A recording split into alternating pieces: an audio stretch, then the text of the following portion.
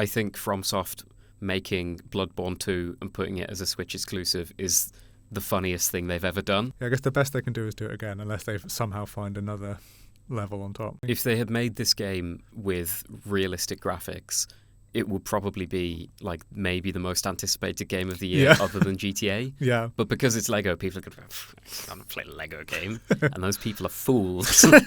Radio Times does gaming. Yes, Radio Times does gaming. My name is Rob Lean. I'm the gaming editor at Radio Times. I'm Alex Raisbeck, and I'm the gaming writer at Radio Times. And in this week's Radio Times gaming podcast, we are looking ahead to 2026. The big year. The big year. The big year. As they're calling it. I mean, they should be. It is quite big. It fills an A4 piece of paper, the list of games that are coming out, and there'll probably be some surprises as well. Of course, there is the GTA 6 elephant in the room. Yeah. But you now have to wait all the way till November to get that. Yeah, lucky for us. But there's a lot coming out before then. I've got one big long list, and then I've got one's for Alex, and I've got one's for Rob. Nice. We love it.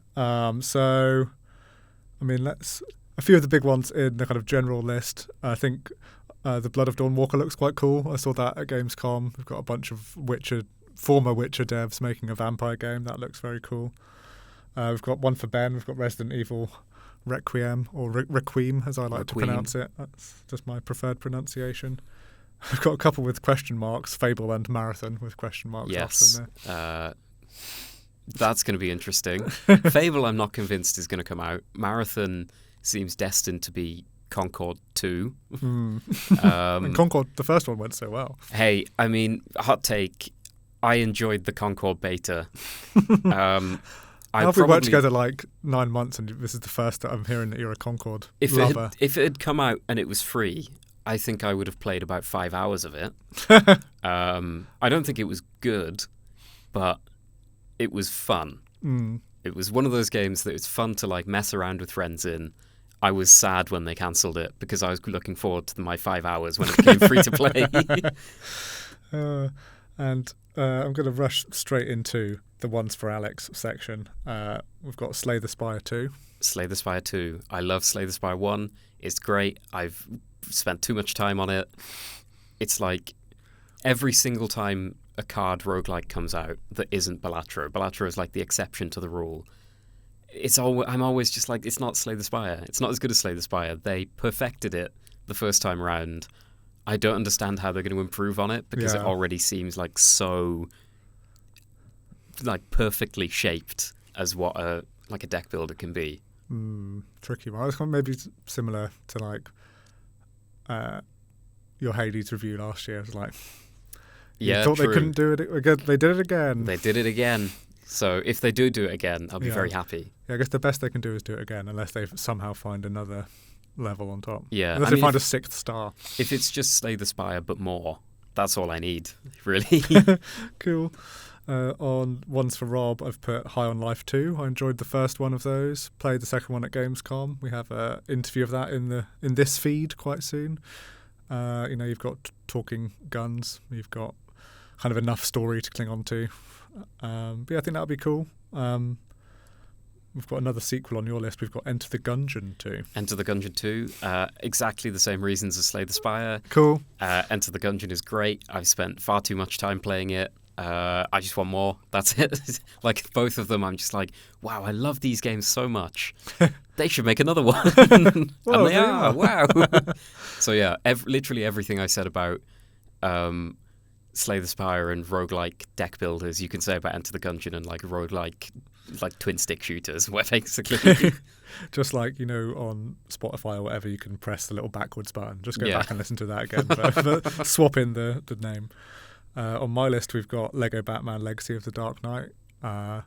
Love a good, superhero game. I like the fact that they've kind of remembered that they can just make a Lego game. I feel like it's been years since the Star Wars one. I guess they take longer to make these things now. It used to be like every year there would be a new one. I mean, it does look phenomenal. Yeah. I like that when it came out, everyone was like, oh, it's just a Lego game. And then they played the trailers and everyone was like, oh my God, it's not a Lego game. It's an Arkham game. It's an Arkham game with like Lego set dressing, but also they seem to have like mushed the plot of like every Batman film ever into it. So they've like somehow mushed it into one coherent story, even Yeah. all the different reboots and everything. If they had made this game with realistic graphics, it would probably be like maybe the most anticipated game of the year Yeah. other than GTA. Yeah. But because it's Lego, people are going to play a Lego game. And those people are fools. Got to play it. You've got to play it. I'm excited for that as well. Yeah. Oh, I wonder if I can't remember if it has a co-op. No, it does have a co-op thing. I just looked around to just see Ben on his phone in the corner. Jamie, get that up. But it does have a co-op thing, because I remember when we played it at Gamescom, it could be like you could... Or do you just swap to Commissioner Gordon? I can't remember. You can co-op it. You can co-op it. We're good. We can play it together. We can do our first ever joint review. Perfect. We'll be in here, live on Twitch. I mean, I'm old. So I guess... And I'm supremely wealthy. Yeah, it's perfect. Back to Alex's list, and sticking with the superhero theme, we've got Marvel Tokon Fighting Souls. Marvel Tokon Fighting Souls. Not a great name for a game. It is a great name for a game. Is it? I think it's a great name. I mean, that's just what fighting games are like. They all have awful names. I played they did a beta for that a few months ago, and immediately I was like, this is the next big fighting game. Like, I've played a few other ones, like Invincible Versus, and I played a bit of 2XKO, and they were fine. Like, I enjoyed them.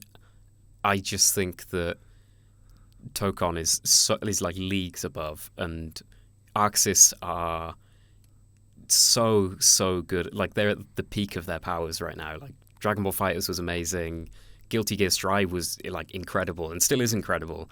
And they've basically gone, what if we did that and made like an anime Marvel fighter? If it was anyone else, it would have been terrible, probably. Like a really cheap knockoff. But I trust Arxis to do literally anything. And if the beta is any indication, then it's just going to be so good. Nice.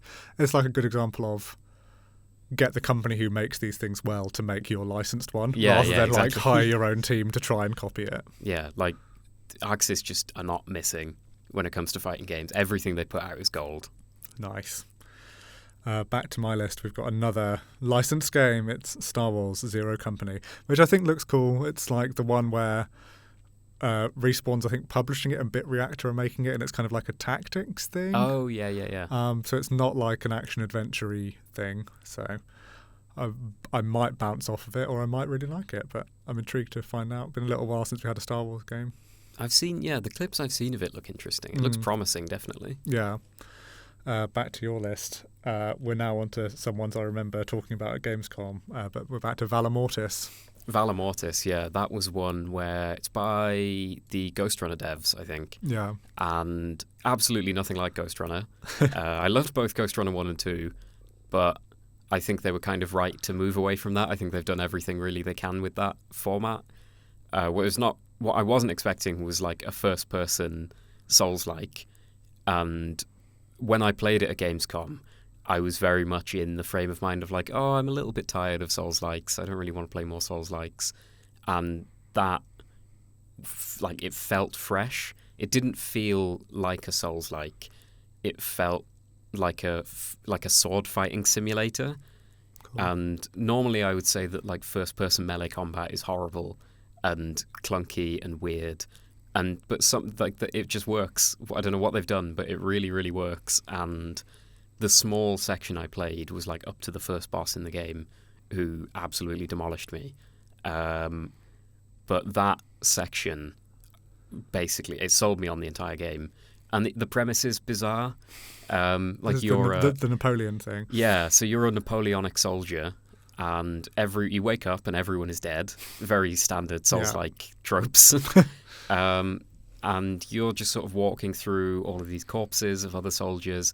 And then, Napoleon starts like telepathically speaking to you. And as soon as I saw that, I was like, okay, I'm sold. That's all I needed to see. I don't care if the game is good or not. That's all I wanted. Can we rule out the fact that maybe that's not the game, but Napoleon's actually telepathically speaking just to you? Well, it could be. I'm a big revolutionary.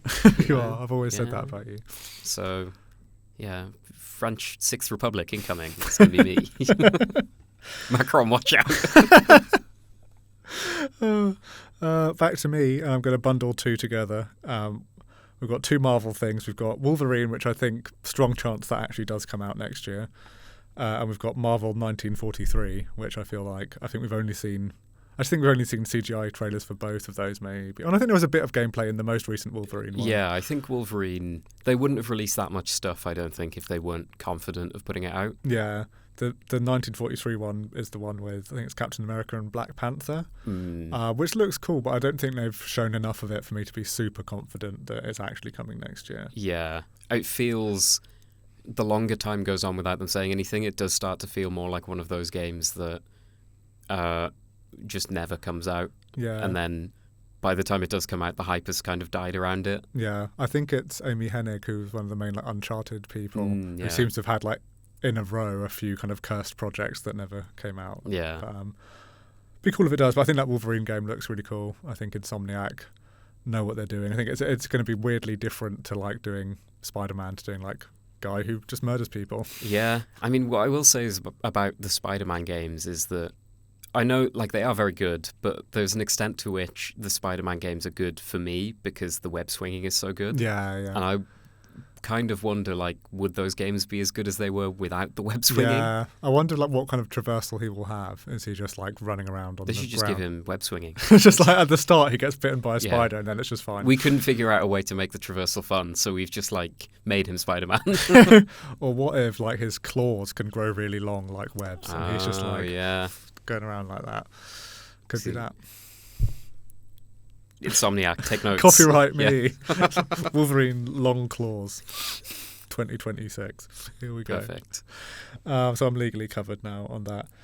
We're back to you for Romeo is a Dead Man. Romeo is a Dead Man. Another one that I'm very excited for. Suda51. Friend of the show. Friend of me. My best friend. I think we're friends now. Yeah. After our bizarre Gamescom experience. But yeah, I mean, the 50 minutes I played at Gamescom plus the trailer, I'm sold. I'm so excited for it. It's the bizarre stuff that Grasshopper are now known for. But yeah, I'm so excited for it. It's one of those ones that I don't think anyone is really it's not a mass market game at all. But the people that are there for it, the people that love Grasshopper games, are going to go absolutely nuts for this thing. Back to me. I know this is kind of one for you, and this will be big for everyone. I think it's James Bond 007 First Light. Yeah. It's the Hitman guys. They're doing a Bond. What? You almost don't need to say more than that, but yeah, we can if you like. I think I watched the preview at Gamescom when they did that 30-minute demo. Yeah. And the two takeaways are that when they went all in on the action, they did that car chase, and then there's the bit at the airport. But when they did that, I was really, really sold. I thought it looked amazing. But when you're doing the infiltration, because it's kind of Hitman infiltration, in Hitman, the whole of Hitman's kind of slapstick and funny anyway. Yeah. And I think you can lean into that. But with James Bond, he's not supposed to be slapstick and funny. So there was this whole section where you have to distract people so they don't see you climbing up this drain pipe. And I was like, okay, that makes sense. And then you shimmy around the front of this hotel, and it would be if there was a guy hanging from there, and then everyone's just not paying attention. No one can see him. He's shimmying across the whole wall across there. Ben, can we CGI that in? And so we just don't react. So I was if that was in Hitman, I'd be that's fine. Hitman's funny. But in James Bond, it doesn't really work when he's the super suave womanizer James Bond. He's so cool. Here he is struggling to climb a windowsill. Oh, I dropped my pen. In excitement, I dropped my pen. Yeah, it does look really good. I think that's a real nitpick. Yeah, but it is. But I did think it was incredibly funny to watch. And one more for you. I've put Duskbloods on here under you. Yes, Duskbloods. Which is FromSoft, right? Yeah, it's the FromSoft multiplayer Souls-like on the Switch for some reason. I think FromSoft making Bloodborne 2 and putting it as a Switch exclusive is the funniest thing they've ever done. I understand why people are angry about that, but how funny I think of it is that outweighs that. So sorry if you'll have to buy a Switch for that, but it's quite funny. And also it looks really good. Like, that's the main thing. It's not just that I think it's funny, but yeah, if it is as good as some of their previous games, and it certainly seems like it will be, and that I think I saw something recently about people complaining about it, that they're doing all of it, like it's not a proper FromSoft game. They're not just doing Bloodborne 2, as much as people joke about it. I think a studio like FromSoft has put out enough bangers that they've earned the right to just do whatever they want. You don't have the right. Yeah, like if they weren't taking risks initially, you wouldn't have like Dark Souls or Sekiro or Elden Ring.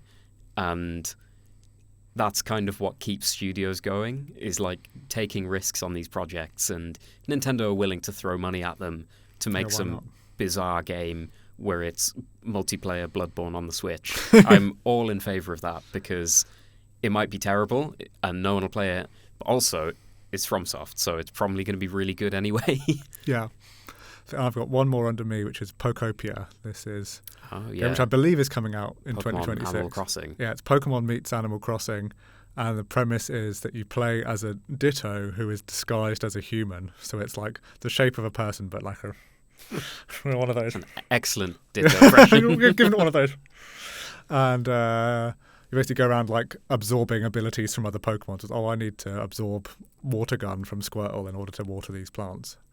And I think that just looks really fun. I think it's like a very Switch style game. Yeah, for sure. It's like the graphics don't need to be good. You can just play it for 100 hours, gradually making a little Pokemon island. Yeah, job done. I would happily sit and play that for like 10 hours on a flight, non-stop. Except for the fact that the Switch would run out of battery after 3. I'll just plug it into the plane. plug it into the plane. Plug it into the jet engine. Yeah. Do planes have sockets now? I've not been on a long haul flight in a long time. They must have sockets now. I think they would have like a little USB port, but whether that would give enough raw power to the Switch, I don't know. Surely Pokopia can't take that much energy. We'll find it. I'll test it for you. I'll ask the pilot to charge you. Can you plug this up? Got any spare sockets up there? They must do. They must do. Yeah.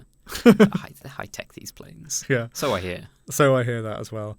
So yeah, those are a smattering. That's not even all of them of the games of 2026. Yeah, too much. And also then GTA. And also GTA, yeah, to top it all off. Which, almost in terms of like awards consideration at the end of next year, I feel like GTA, unless something terrible happens or it gets delayed again, I imagine GTA will sweep up a lot of business.